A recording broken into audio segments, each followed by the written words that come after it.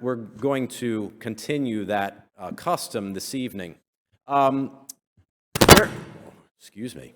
There will not be any eulogies tomorrow for the actual funeral service. That was my father's wish.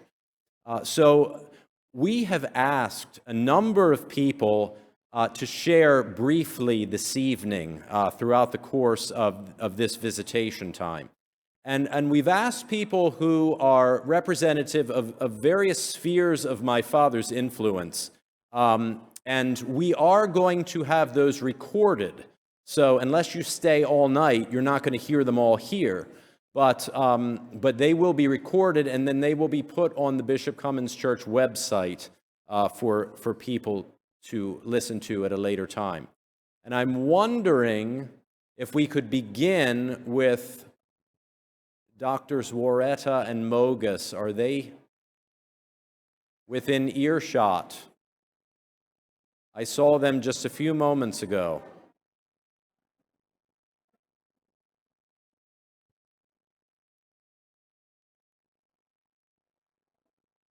Are Dr. Woreta and Mogus in the vicinity still?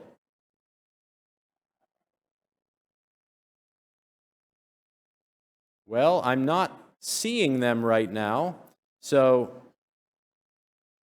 do we have them? Doctors Woreta and Mogus.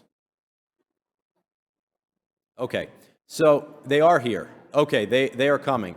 So many of you know that in the 1980s, my father was very active in beginning a ministry of relocating Ethiopian and Eritrean refugees to the Baltimore area when there was great turmoil in that part of Africa.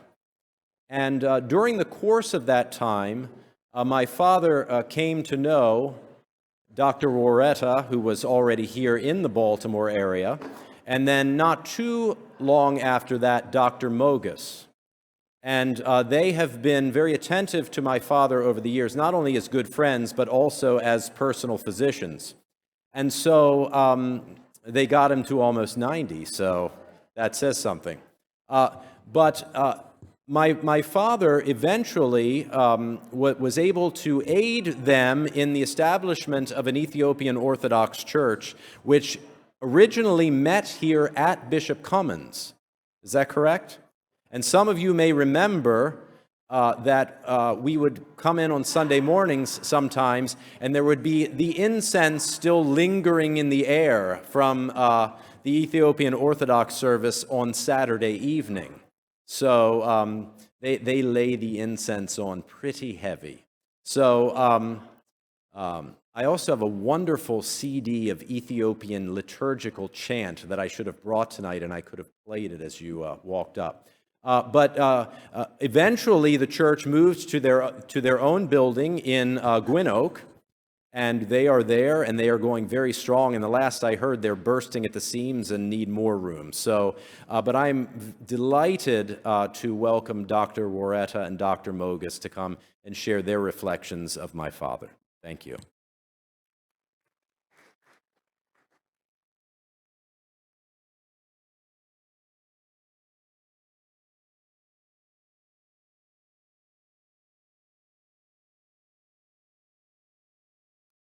Thank you, Steve.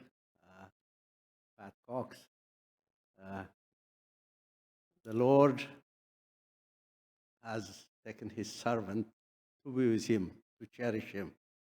And we are gathering here tonight to remember that gentle soul. When Steve was talking about our relationship, it was so special. And it will be special in the future. When Steve told me to say something about him in a couple of minutes, it's very difficult to select because we have been together for 36 years, since 1985. And the way we met, you couldn't expect. I was doing residency at St. Agnes Hospital, and then I was on the floors seeing patients. And then somebody said, Dr. Woreta, come to the ER. I went to the emergency room, and there, oh, there is an Ethiopian guy. He does not know any English. Can you? He only speaks Amharic, they said. So I went there, and I saw this guy, Girmay, closing his eyes on the stretcher. And then I said, Girmay, Girmay. And then he woke up. And beside him, there was a Dan Cox with a jacket, casual dressing. That's how I met him. And then he said, I'm Bishop Cox, and we brought Girmay from the Sudan through the Catholic Church because the Bishop Commons was the one who sponsored Girmay and other Eritreans and Ethiopians, and they were worshiping here together. And through the introductions, I was able to know first from a distance as a sturdy man and in a jacket. But when I came over to the church with his vest, he was something special. His voice always rings in me. Oh, Dan Cox was special. I was sitting in the aisle where Mogus was. I used to come with my wife and children. And sometimes because I was on call at St. Agnes, he used his sermon. I used to enjoy every bit of it. But I was taking a nap, and my wife would push me to listen to him. Oh, he was a special. And when he was away, his brother Newton would come also, and he was mentioning what was the incense and the vestibules and the dresses. That's the Ethiopian Orthodox church. So in that way, I was having a good relationship with Dan Cox. Just to not forget some of the points, the salient points that I could remember of him, I told you about my meeting with him in 1985. And once we established, I saw Girmay, he was doing fine. Then take him to his apartment. I will see him later, he said. We took him to the apartment. When I finished, I was on call every 3 days, but that day I was off at 6. So I went to see Girmay on Frederick Road, and Dan Cox and the members of this church were taking you of Girmay as a baby. That was a wonderful relationship with it. And he used to tell me stories about Girmay, how they were having lunch with him. That was a study. So Girmay got a compassionate care from the Cox family and members of the church until his untimely death from suicide. He was alone. He came from the Sudan. He had a wife and child, but he was unable to bring his children, and he was unable to speak English. But he comes here, and he would light the candle. He says, same, and then he will have lunch with the Coxes, and then he will go back to his apartment. And that's how that compassionate care was given to him by the Cox family and members of this church. And after his death, we had a wonderful ceremonial service in here for him. It was beautiful. Ethiopians and Americans came here. It was full. And then we had that service for Girmay, and he was taken to Loudon Park, and he was buried there. That's how, after his days, after that care was given to Girmay, me and my family were coming in here, and my friends were coming in here. Then we'll stay here on the service, and sometimes go down to have our own sermons or Bible study together in the chapel downstairs. And then on top of that, there was another gentle soul, Dr. Fisher, Milton Fisher, another reverend person. He was coming from New Jersey, and then he was coming to translate the English to Amharic to Girmay, and that's how we met. And then Dr. Fisher will come every month, preparing English lessons for the clergy and for us downstairs. We had a wonderful relationship. So that's how we began to establish our relationship. was were both the Coxes and the other members were receptive to our needs. They gave us this place to worship, and I was teaching Bible studies downstairs. And later on, we began to have our services here on Saturdays. All the Ethiopians will come around here, and we're worshiping, and that was the relationship we established together. And after some time, in the around 2000 or so, Dan was praying for us to get a church because our numbers were increasing, and we want to have the services in the Amharic language. And at one time, Dan said, "Let me bring a priest for you from DC so that you could worship." And he was going to pay for that. Unfortunately, it was the heavy snow, and that clergy was unable to come. Then we continued our services here, and then finally, we have our own church at Mekane Salam Jesus Church on Gwen Oak Avenue. And then Dr. Fisher, Dan Cox, and also Pastor Schenk were able to be there in the ceremony. The Patriarch of Ethiopian Orthodox Church was here in North America for 27 years. He came to officiate our churches, and Dan Cox, Pat, Dr. Fisher, Marilyn Fisher were there, and we had a wonderful relationship at that time. And then he was sending contributions to our church, and he was praying for the church to grow. And for sure, it has grown up, and we are looking for a bigger space so that the youth can come and worship God as we worship. This church is part of me, part of the Ethiopian members, laymen and clergy, because we have used it for a long period of time, and we are part of it. Our intimacy was so special with Dan Cox, what we used to share our stories together, our lives together. And when Irene Cox, his mom, was sick, she was at St. Agnes to have surgery. And then he said, "Should she have the surgery?" "Oh, yes." She did have the surgery.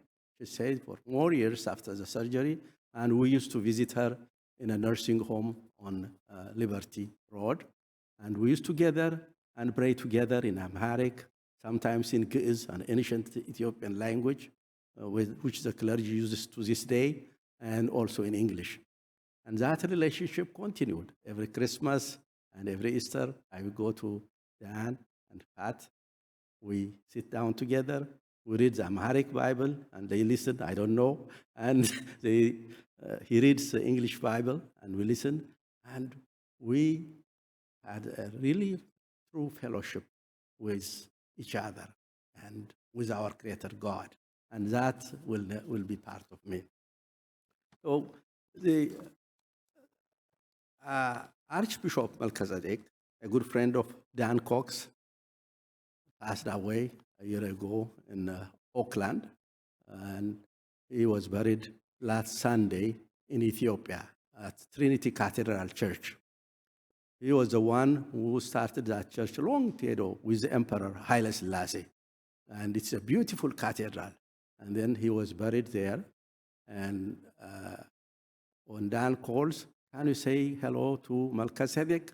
In fact, I remember when the first service was established, Melchizedek was here, and Dan said, "It's all one in the fellowship of Christ. We are members of Christ. Can I participate in the Holy Communion?" So the two went inside, prepared the bread and the wine, and the Ethiopian community was here, and we had a lovely fellowship together of them sharing. And after that, we went for lunch, and Melchizedek said, "Oh, Dan, it's a wonderful relationship. What else can we expect from God? He has given us the love so much that we have been together for a long time." And when he was planning to retire, Bishop Cox said, "I'm going to retire at the age of 65. And then Melchizedek, "How old do you think I am?" He said. "Oh, I think you may be 56, said Dan. No, I am 72. I'm not retiring. So please don't retire, he said. But anyhow, he retired at the age of 65, but was still serving us. He did serve. And Melchizedek served for 97 years. He died at the age of 97. And that's what makes me, when he was buried on 10, the 17, and Dan is going to be buried tomorrow, 10, 27, 25, 97, and 90. Very comparable in their birth. And they were faithful to God. They were faithful servants of Christ. Now, in a special way. Dan Cox here in America, and Bishop Melchizedek, Archbishop Melchizedek in Ethiopia and in here, in both Ethiopia and America, or Africa and America was combined together in the two clergies. They were heart to heart, soul to soul. And that's what makes unique this relationship with the Bishop Communist Memorial Church and the Ethiopian Orthodox Church. And the fathers, other fathers were here and were given quarters downstairs, and our somebody will come and cook breakfast for them. And one Dan was sharing with them. It was really something I could not forget. Before I finish this memory, I was given only 5 minutes. The comparable thing that I would learn in remembering him, I remember one who was committed to God. Her name was Amy Carmichael, and I wanted to borrow her poem at special occasions. And she said, "Give me the love that leads the way, the faith that nothing can dismay, the hope, not disappointment tire, the passion will be burned like fire. Let me not sink to be assured. Make me the fuel, a flame of God. Strength of my heart, I need not fail. No mind to fear, but to obey. With such a leader who would quail, thou art as though were yesterday. The strength of my heart, thee fulfill my purpose through me." That's what he asked. She's asked. That's what Dan asked. That's what Melchizedek asked. They fulfilled his dreams. I will add to that poem, if you will. Thou fulfill thy purpose through them. Dan, Melchizedek were one and the same. Their strength and longevity was not in vain, although it was not without pain. For the world is full of strain. They have finished well. Thank you.